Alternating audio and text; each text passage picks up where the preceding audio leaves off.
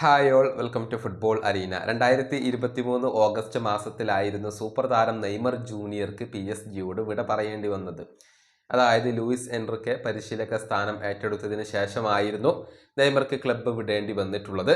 നമുക്കറിയാം, നെയ്മർക്ക് PSG വിട്ടു പോവാൻ ഒട്ടും താല്പര്യമില്ലായിരുന്നു.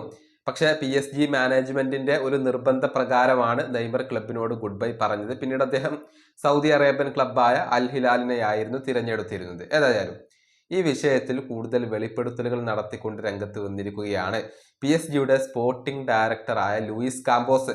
അതായത് ലൂയിസ് എൻറിക്കെ പറഞ്ഞിട്ടാണ് നെയ്മർ ജൂനിയർക്ക് PSG വിടേണ്ടി വന്നത് എന്നാണ് കാമ്പോസ് ഇപ്പോൾ വെളിപ്പെടുത്തിയിട്ടുള്ളത്. നെയ്മറുടെ മുഖത്ത് നോക്കിക്കൊണ്ട് എൻറിക്കെ പറഞ്ഞു, നീ ഇവിടെ നിന്നും പോകുന്നതാണ് നല്ലത് എന്ന കാര്യം നെയ്മറുടെ മുഖത്ത് നോക്കിക്കൊണ്ട് എൻറിക്കെ പറഞ്ഞു എന്നാണ് ഇദ്ദേഹം വെളിപ്പെടുത്തിയിട്ടുള്ളത്. ലൂയിസ് കാമ്പോസിന്റെ വാക്കുകൾ ഇങ്ങനെയാണ്: നെയ്മറോടുള്ള കാര്യം മുഖത്ത് നോക്കി തുറന്നു പറയാൻ പരിശീലകനായ ലൂയിസ് എൻറിക്കയ്ക്ക് മടി ഉണ്ടായിരുന്നില്ല.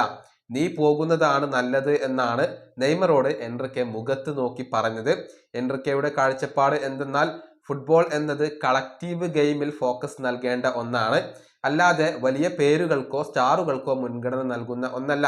അതുകൊണ്ടാണ് അദ്ദേഹം നെയ്മറോട് പോകാൻ ആവശ്യപ്പെട്ടത്. ഇതാണ് ലൂയിസ് കാമ്പോസ് ഇപ്പോൾ പുതിയ അഭിമുഖത്തിൽ പറഞ്ഞിട്ടുള്ളത്. അതായത് നെയ്മറെ പോലെയുള്ള വലിയ താരങ്ങൾ ഉണ്ടായിക്കഴിഞ്ഞാൽ PSG നേട്ടങ്ങൾ കൈവരിക്കാൻ കഴിയില്ല, ഇത്തരം ബിഗ് സ്റ്റാറുകളുടെ ആവശ്യമില്ല എന്നൊക്കെയാണ് ലൂയിസ് എൻറിക്കയുടെ ഒരു കാഴ്ചപ്പാട്. അതുകൊണ്ട് തന്നെയാണ് നെയ്മറോട് അദ്ദേഹം ക്ലബിൽ നിന്നും പുറത്തു പോവാൻ ആവശ്യപ്പെട്ടത്.